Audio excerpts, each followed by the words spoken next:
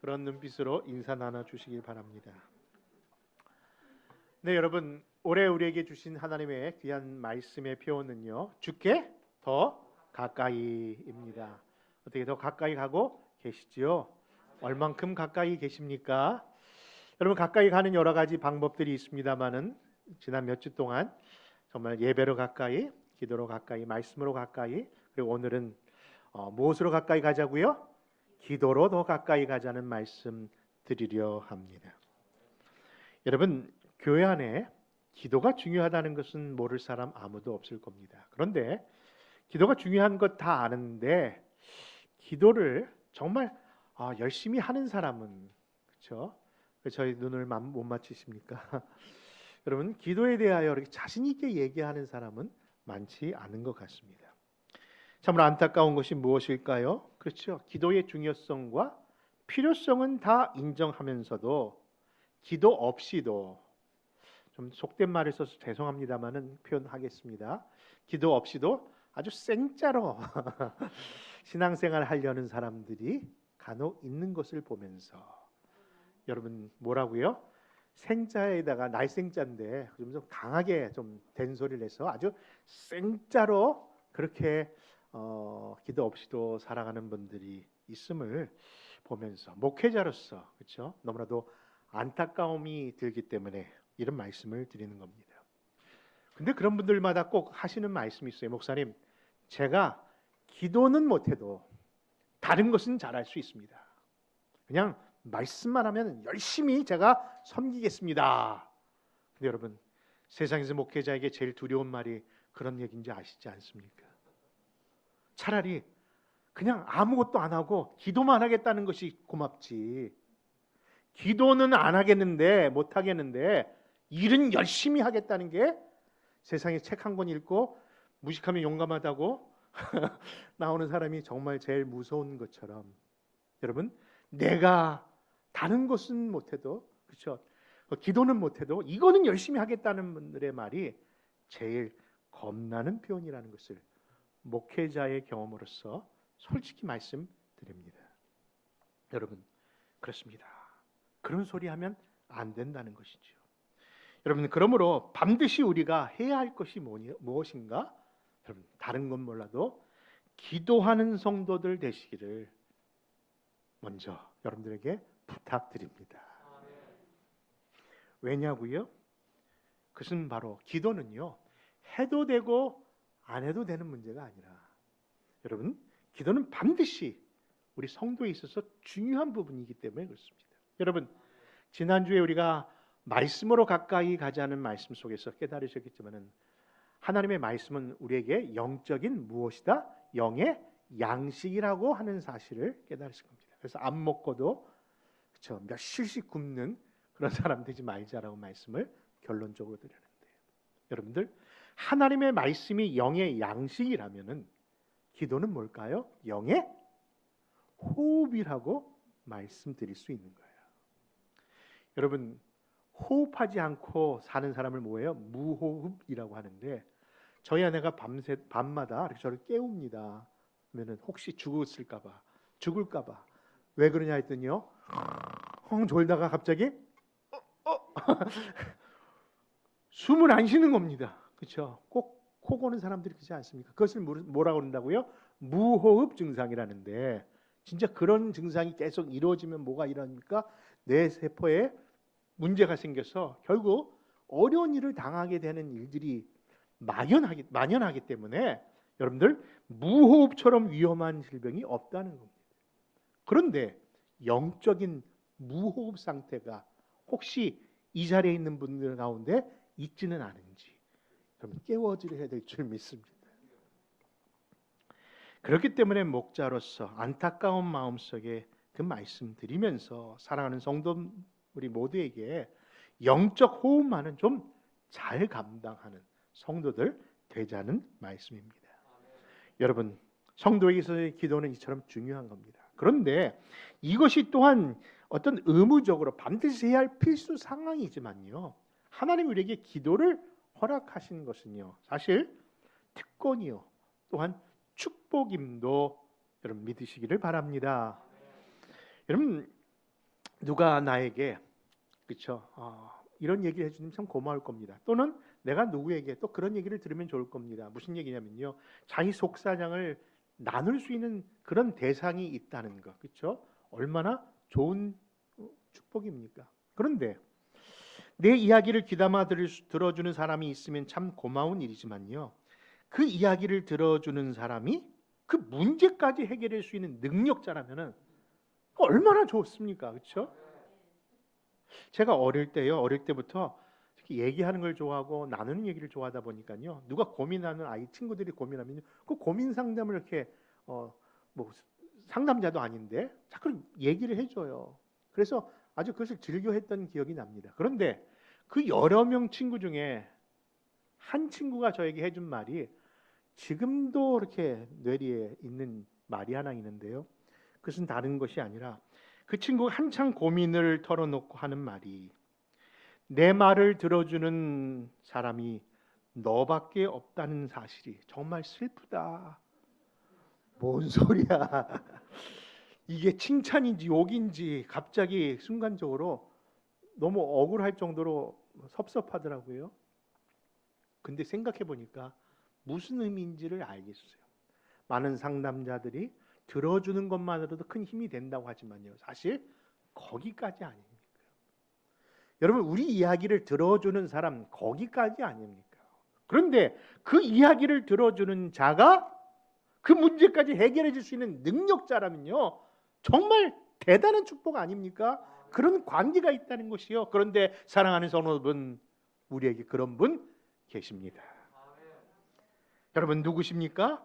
바로 우리 기도를 들으실 뿐만 아니라 그 모든 것을 이루어 줄 수 있는 능력의 하나님, 우리가 아까 찬양한 것처럼 천지를 지으신 그 하나님이 나와 함께 하시고 내 문제를 해결해 주신다고 하시니 그 어찌 기도가 축복이요 특권이 아닐 수 있겠습니까?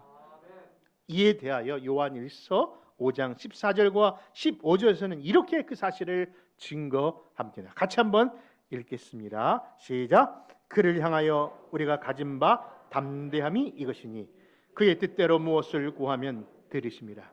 우리가 무엇이든지 구하는 바를 들으시는 줄을 안즉 우리가 그에게 구한 그것을 얻은 줄을 또한 아느니라. 뭐라고 말씀하시는 겁니까? 하나님은요, 우리 기도를 들어주실 뿐만 아니라 들으신 바를 또한 이루어 주시는 하나님인 것을 알라고 하시는 거예요.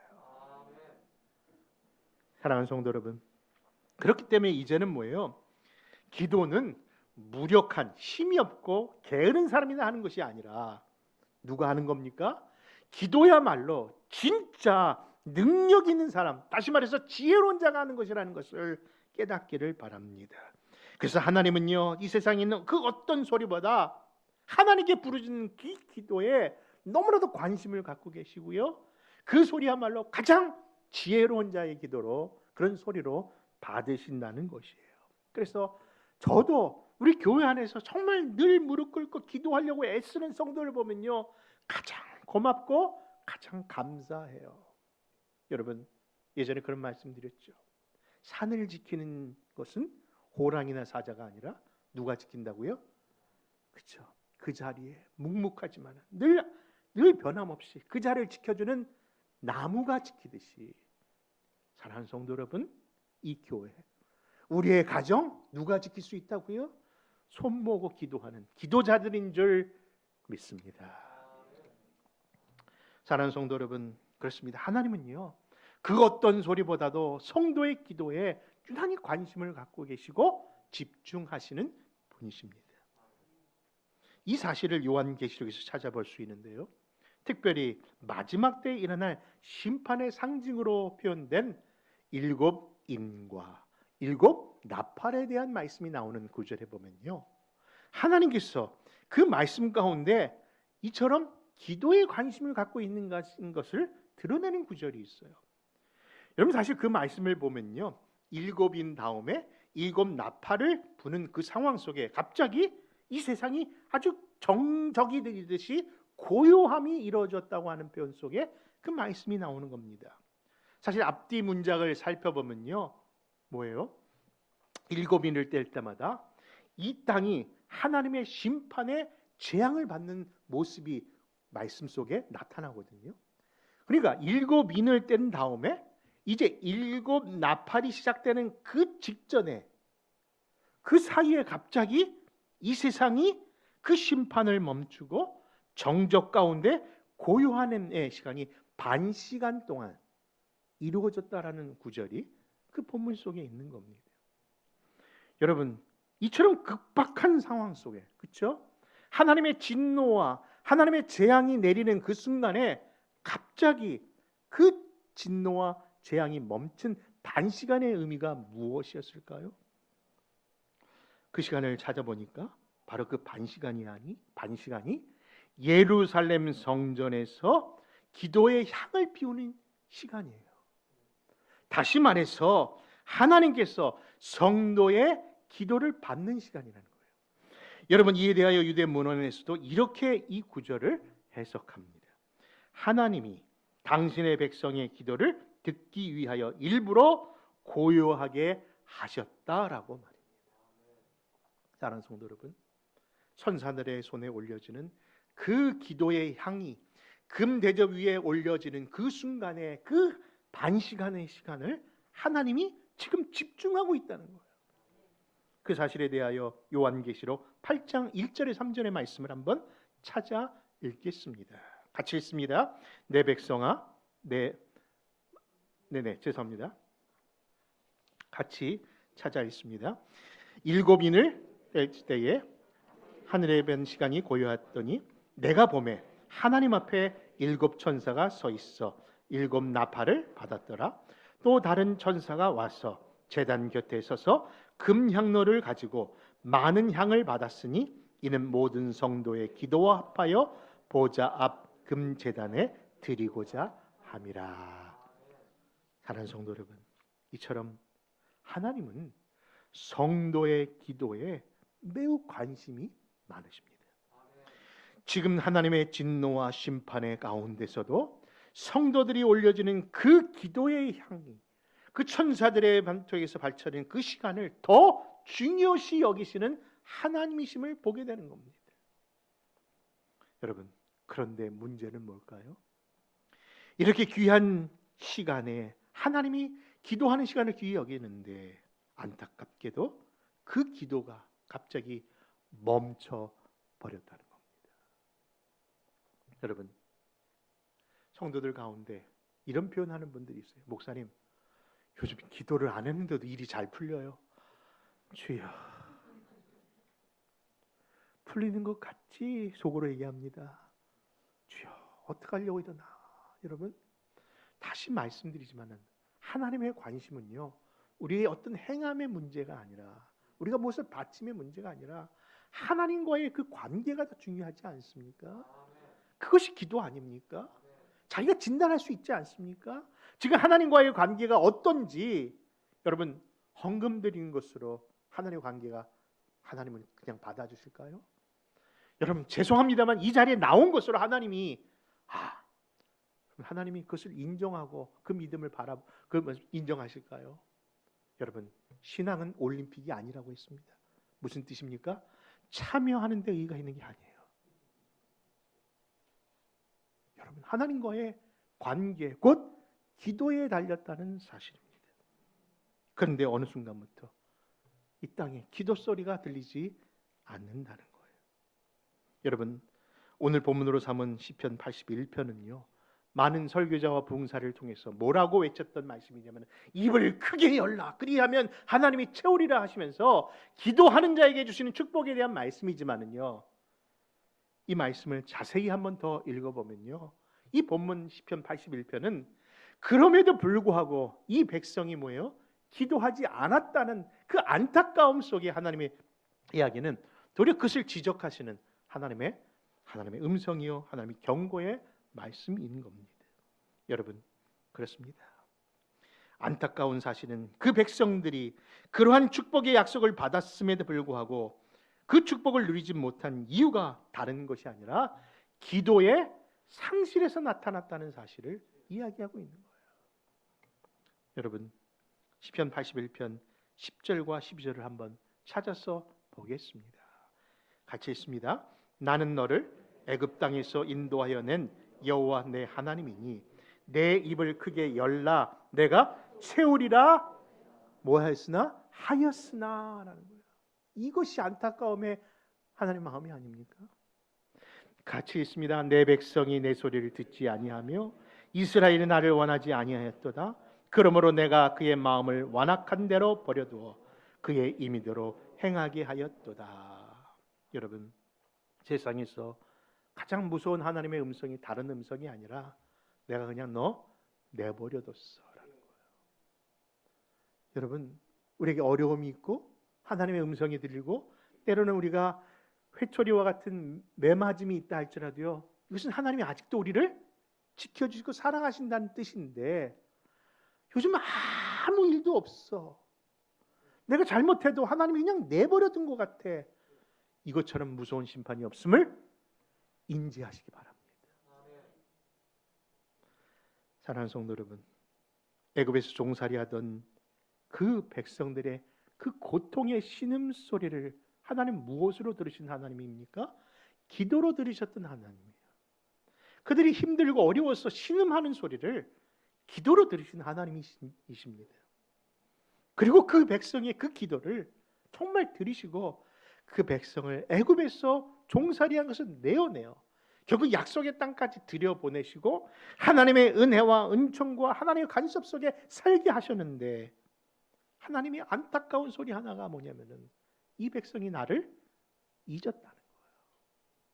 여러분, 잊었다는 것이 여러분 무슨 의미겠습니까?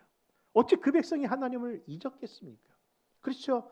늘 여호와 하나님이라는 이름을 달고 사는 사람들인데 근데 뭘 잊었다는 겁니까? 바로 기도를 상실했다는 거예요. 여러분, 이스라엘 백성들 그 마음을 알아서 그런지 하나님의 선지자로 부름받은 한 선지자의 이름이 그 이름 속에 담겨져 있는 특별한 인물이 하나 있답니다. 그 사람 바로 예레미야입니다. 근데 예레미야는요, 그 이름보다 다른 별명으로 더 불려지는 사람입니다. 무슨 별명으로 불려졌습니까? 눈물의 선지자. 왜 그랬을까요? 그가 하나님의 마음을 알아버렸기 때문에.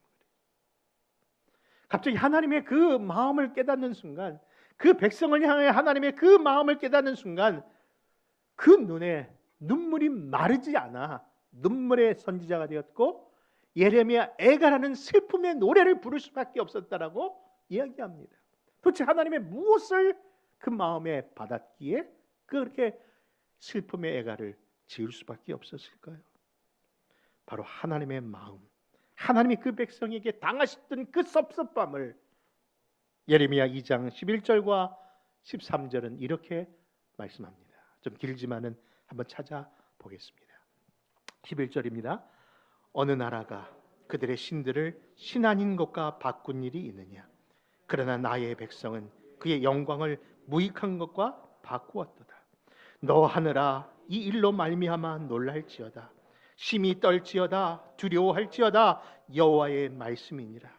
내 백성이 두 가지 악을 행하였나니 곧 그들의 생수의 근원되는 나를 버린 것과 스스로 웅덩이를 판 것인데 그것은 그 물을 가두지 못할 터진 웅덩이들이니라. 여러분, 세상 다른 이방신을 섬기는 다른 민족도 그러지는 않는다는 거예요. 근데 어떻게 이 백성이 나를 향하여 이렇게 나를 버릴 수 있고 잊을 수 있겠냐라고 그렇게 말씀하는 겁니다. 사랑하는 성도 여러분, 하나님이 그렇기 때문에 그 백성을 하여 노여워하는 것은 당연한 상태가 아닐까요? 그런데 그 하나님은요, 그럼에도 불구하고 그 백성이 그래도 돌아오기만 한다면 내가 참 좋겠다. 여러분, 우리 하나님은요, 탕자의 아버지처럼 집을 나간 그 아들을 향하여 그 문 열어놓고 상고가 멀어도 늘 멀리 바라보면서 그 아들 오기만을 기다리시는 하나님이시더라고요. 여러분, 누구를 지금 기다리시는지 아십니까? 바로 나를 기다리시는 거예요. 우리 각자를 하나님께서 여러분 지금 어서 돌아오기를 기다리시는 거예요. 여러분 정말 하나님과의 관계를 지금 제대로들 하고 계십니까?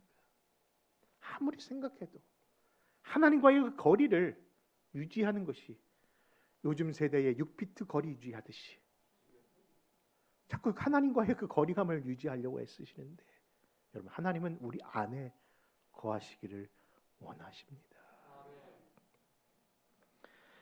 사랑하는 성도 여러분, 그렇습니다. 그럼에도 불구하고 우리 하나님은 지금도 이렇게 말씀하십니다. 그 말씀이 바로 오늘 본문으로 삼은 시편 81편 13절과 15절입니다. 같이 읽습니다. 내 백성아 내 말을 들으라. 이스라엘아 내 도를 따르라. 그리하면 내가 속히 그들의 원수를 누르고 내 손을 돌려 그들의 대적들을 치리니 여호와를 미워하는 자는 그에게 복종하는 채 할지라도 그들의 시대는 영원히 계속되리라. 사랑하는 성도 여러분, 정말 복된 삶, 행복한 삶 원하십니까? 그렇다면 하나님께 더 가까이 가셔야 합니다. 여러분 정말 여러분들의 모든 문제가 해결받고 정말 마음의 평안을 누리기를 원하십니까? 그럼 여러분들의 무릎을 꿇는 시간을 더 연장하셔야 합니다. 여러분 기도는요 단순히 나의 필요를 채우는 응답의 시간뿐만 아니라 무슨 시간입니까? 하나님과의 관계를 회복하는 최고의 시간이기 때문에 기도를 하고 안 하고는 그 마음의 태도가 하나님께 있는지 없는지를 드러낸다고 해도 틀린 말이 아닐 겁니다.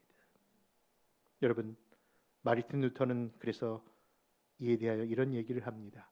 제단사가 옷을 만들고 구두 수선공이 구두를 고치는 것이 주 업무이듯이 우리 그리스도인의 주 업무는 무엇이다?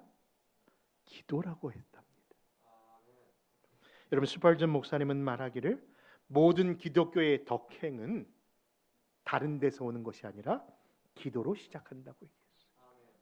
여러분 우리의 모든 언행심사 사실 기도에서 나오는 거지 갑자기 나올 때 내 옛 성품이 드러날 때가 얼마나 많습니까? 기도로 성령님의 만져주심을 경험할 때에 세상에서도 사랑받는 자가 되는 겁니다.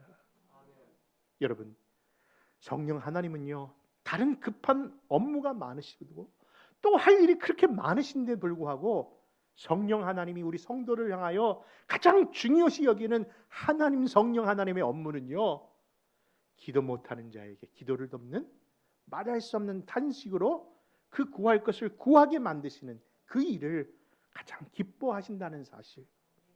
여러분 성령님을 구하십시오. 그분의 임재를 구하십시오. 그분이 함께 하십니다. 그러므로 스펄전의 말처럼 기독교의 모든 덕행은 기도 속에 나온다고 합니다. 챔버스라는 목회자는요 그 기도에 대한 이런 이야기를 하는데 읽으면 읽을수록 공감이 되더라고요. 뭐냐면은 기도 때문에 치료해야 할 불편함을 너무 생각하지 말아라. 사실 기도하자 그러면요 다 힘들게 시간도 없고 또 일찍 일어나야 되는데 이거 바쁜데 여러 가지 처리할 불편한 일들이 사실 기도하려고 하면은 일어납니다. 그런데 그곳에 초점을 갖지 말고 무엇하라고요? 하나님이 당신을 기도하게 하기 위하여 지금도 희생하시고 있는 것을 생각하라고 말씀하는 겁니다. 사랑하는 성도 여러분, 우리 예수님께서 웬만하면 안 우시는 분인데 예루살렘 성전을 향해서 우셨던 이유도 그렇게 분노하셨던 이유도 그렇죠? 무엇이었습니까? 그 예루살렘 성전을 바라보시면서 저기는 예배하는 집인데 정말 제사하는 집인데 하시면서 얘기하는 것이 아니라 그 성전을 가리켜 무엇하는 집이라고 하셨습니까? 기도하는 집인데 여러분 그 의미가 무엇일까 다시 한번 생각해 보시기 바랍니다. 하나님 이 땅에 많은 교회가 있지만은 이 땅이 기뻐하는 일이 무엇일까라고 하기 전에 하나님이 듣고 싶은 소리는 다른 소리가 아니라 이 교회 안에서 울려 퍼지는 성도의 기도인 줄 저는 믿습니다. 사랑하는 성도 여러분, 그만큼 교회 안에 울려 퍼져야 할 소리는 다른 소리가 아니라 성도의 기도의 소리라니까요. 그래서 교회의 머리이신 예수님께서 그 소리를 정말 원하시고 원하셔서 우리에게 말씀하고 있는 겁니다. 사랑하는 성도 여러분, 성도의 기도가 회복되고 성도의 기도의 소리가 교회 안에서 울려 퍼질 때 어떠한 베네핏이, 어떠한 축복이 임하는지 다시 본문에 돌아가서 그 말씀을 정리해 본다면요, 첫째, 기도의 입이 다시 열리면 우리의 필요를 채워 주실 줄 믿는 겁니다.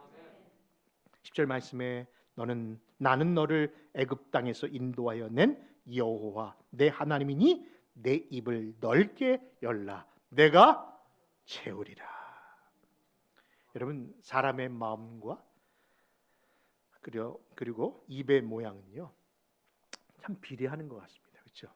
마음의 감정이 어디에서 표현돼요? 늘 입에서 표현되잖아요. 그렇죠? 그렇죠? 저를 한번 보시면 아시겠지만 저도 참 숨기지 못하는 사람인데 기분이 나쁘면 입이 쭉 이렇게 돌아갑니다. 그리고 마음이 상하면요 또 뭐야? 입술이 갑자기 쭉 나옵니다. 심지어는 너무 억울한 일을 당하면요 입을 아주 다물어버립니다. 그러니까 마음의 상태와 입술은요 이처럼 같이 비례하고 반응하는 것이 맞는 것 같습니다.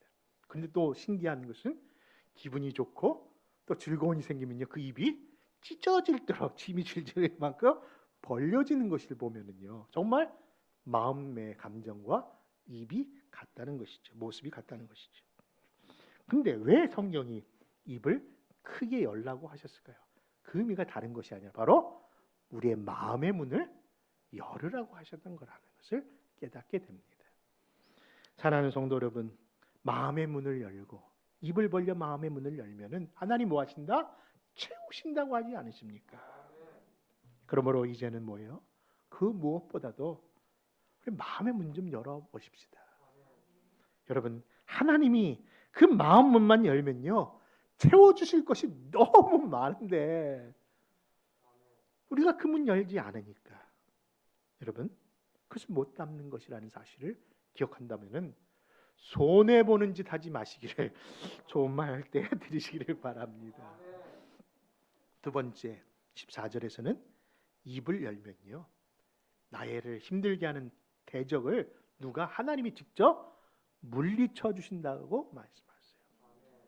여러분, 저 사람을 내가 어떻게 대해? 힘들죠. 근데 하나님이 기도하는 거예요. 그걸 하나님 앞에 맡기는 거예요. 하나님이 그 일을 또 전문가시더라고요. 그 전문성을 이사야서 49장 24절과 25절에서 이렇게 말씀합니다. 같이 읽습니다. 시작. 용사의 빼앗은 것을 어떻게 도로 빼앗으며 승리자에게 사로잡힌 자를 어떻게 건져낼 수 있으랴마는 나 여호와가 이같이 말하노라. 용사의 포로도 빼앗을 것이요 강포자의 빼앗은 것도 건져낼 것이니 이는 내가 너를 대적하는 자를 대적하고 내 자녀를 구원할 것입니다. 이 축복이 기도하는 자에게 주어지는 것을 믿으시면 아멘 하시기 바랍니다. 세 번째, 입을 크게 열면요 그냥 것이 아니라 좋은 것을 주시는 하나님이 우리를 만족해까지 하실 줄 믿는 겁니다. 16절에 보니까 내가 또 미래 아름다운 것으로 저희에게 먹이시며 반석에서 나오는 꿀로 너를 만족해 하리라 하셨도다. 이처럼 입을 열기만 하면은요 좋은 것 주시는, 그렇게 채우시는 하나님인데 이런 약속들이 이 구절만 있는 것이 아니라 더 많습니다. 그래서 한번 찾아서 한번 읽어드리려고 준비했습니다. 우리 한번 같이 한번 읽어볼까요? 시작. 볼지어다 내가 문 밖에 서서 문을 두리더니 누구든지 내 음성을 듣고 문을 열면 내가 그에게로 들어가 그로 더불어 먹고 그는 나로 더불어 먹으리라. 여러분 삶 속에 제일 좋은 시간이 먹고 마시는 시간인데 그 기쁨을 우리 주님과 함께 누릴 수 있는 그 일이 마음의 문을 열고 주님 앞에 나갈 때에 주신다고 하시니 어찌 기도 아니할 수 있겠습니까? 로마서 8장 32절은 또 이렇게 말씀합니다. 자기 아들을 아끼지 아니하시고 우리 모든 사람을 위하여 내어 주신 이가 어찌 그 아들과 함께 모든 것을 우리에게 은사로 주지 아니하시겠느냐? 나의 하나님이 그리스도 예수 안에서 영광 가운데 그 풍성한 대로 너의 모든 것을 쓸 것을 채우시리라. 하나님은 abundant life를 주시는 하나님, 풍성한 삶을 약속하신 하나님. 여러분, 그 풍성함이 누구에게? 기도자에게 약속됐다는 것. 여러분, 유럽의 어떤 수도원에 가보면요, 기도방에는요 다음과 같은 제목과 함께 글이 적힌 현판이, 중세시부터 있는 현판이 있다고 합니다. 그 현판에는 이런 제목과 함께 이런 글이 있습니다. 내 삶이 가난해도 나를 원망치 말라. 내 삶이 가난해도 나를 원망치 말라. 너는 나를 주라고 부르면서 나를 주인 삼지 않았고, 너는 나를 진리라고 하면서 내게 배우지 않았고, 너는 나를 빛이라고 하면서 나를 바라보지 않았고, 너는 나를 길이라고 하면서 나를 따라오지 않았고, 너는 나를 능력이라 하면서 나를 의지하지 않는구나. 너는 나를 응답이라고 하면서 왜 기도하지 않느냐. 여러분, 그 현판의 글의 제목이 뭐라고요? 내 삶이 가난해도 나 원망하지 말아라. 사랑하는 우리 아름다운 동산교회 온 성도 여러분, 요즘 6.25 전쟁 통해서도 살아남으셨던 어른들이 하시는 말 가운데 요즘처럼 힘들고 어려운 시기를 안 살아본 것 같아. 무슨 얘기입니까? 여쭤봤더니요, 그 6.25 때는 그래도 보이는 전쟁이라 숨을 수도 있었고 피할 수도 있었는데, 지금 사는 이 세상은 보이지 않는 것들과 싸워야 하니 참 힘들어도 너무 힘드네. 그러면서 하시는 말이, 그래서 기도해야 하나 봐. 여러분, 모이기를 피하는 어떤 사람들의 습관같이 하지 말자라는 것은 남의 이야기인 줄 알았습니다.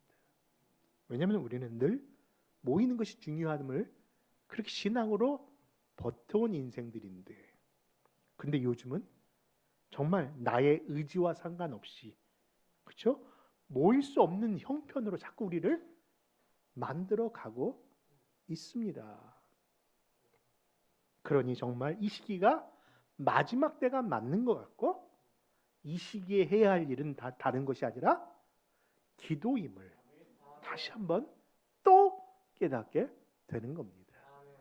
그래서 오늘 설교를 마무리하면서 10이라고 하는 기도 운동을 이 강단에서 선포하려 합니다. 무슨 말인고 하니, 우리 교회 설립일이 바로 10월 10일이었더라고요. 그렇죠? 22년 전에. 그런데 또 놀라운 것은 새롭게 리더십이 바뀐 그 날도 10월 10일이라는 것을 생각하면서 이 10이라는 숫자의 의미를 한번 부여해 보았습니다. 그리고 그 의미를 부여하면서 매일 아침 10시 혹은 저녁 10시에 10분 이상 정말 기도의 자리로 온 성도들이 한번 모여보자. 어디 있든지 어떤 일을 하든지 무슨 순간에 있든지 10시가 하나님이 우리에게 기도의 반시간이라고 하는 것에 하나님이 그것을 집중하시도록 우리 교회가 하나님이 기뻐하시는 그 음성의 소리를 한 목소리로 한번 올려드리자.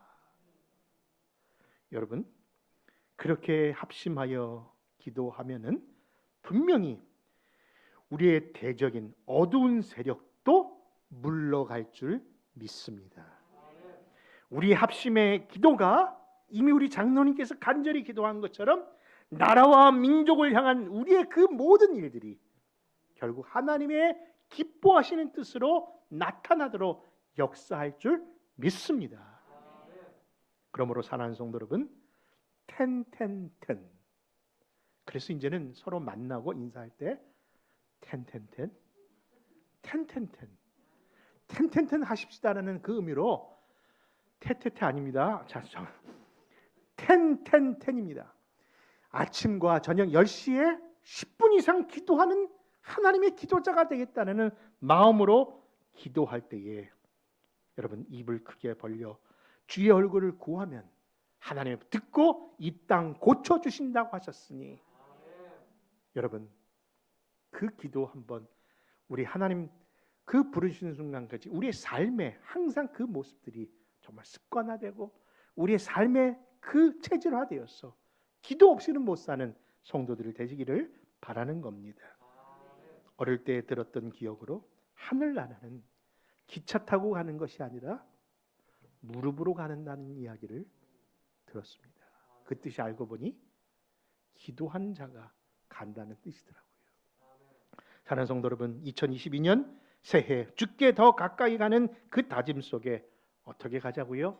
무릎으로 가는, 기도로 가는 그런 성도들 되시기를 다시 한번 주님의 이름으로 부탁드립니다. 기도하겠습니다. 고맙고 감사하신 아버지 하나님, 오늘도 우리에게 주신 하나님의 말씀을 통하여 하나님이 기뻐하시고 원하시는 뜻이 무엇인지 깨달았사오니 주여 하나님의 진노 중에서라도 성도의 기도를 귀 기울이시는 것처럼 이 땅의 어두운 그림자 속에서도 이것을 물리칠 수 있는 성도의 기도가 주님 어둠을 물리치고 하나님 이 땅에 하나님의 인도하심과 역사하심을 경험케 되는 놀라운 역사가 주님 우리 사랑하는 성도들의 그 합심의 기도를 통해서 나타나도록 인도하옵소서.